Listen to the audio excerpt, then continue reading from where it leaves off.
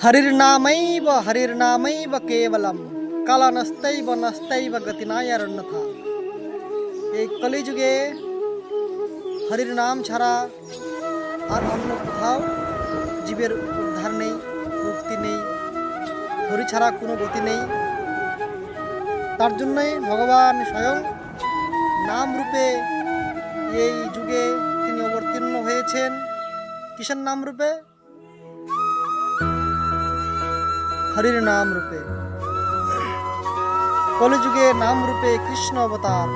নামের গুণে হয় সব জীবের উদ্ধার। সকলে নাম জপ করুন, ভগবানের নাম কীর্তন করুন, নাম জপ করুন, তাতে জীবের মঙ্গল। এবং আমাদের একটু আধ্যাত্মিক দিকে চিন্তন করতে হয়, এই জড়জগতের বিষয় নয়। কারণ এই জড়জগৎ হচ্ছে দুঃখালয়, দুঃখ ছাড়া কিছু নেই। এবং আসল কথা, এই পৃথিবীর মধ্যে কেউ বলতে পারবে না যে আমি সুখী। পৃথিবীর মধ্যে এমন কোনো লোক নেই যে সে বলতে পারবে যে আমি সুখী আছি।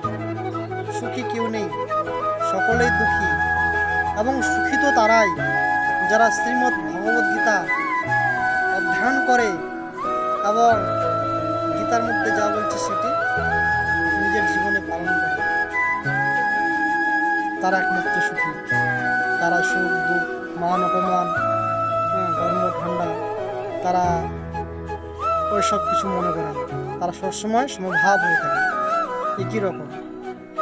যদি বেশি দুঃখ আসে ভেঙে পড়ে না, যদি বেশি খুশি হয়, খুশির সময় আসে, তাহলে বেশি লাফায় না। সমান থাকলে সে ব্যক্তি একমাত্র সুখী। হরি বল। ঠিক আছে, হরে কৃষ্ণ।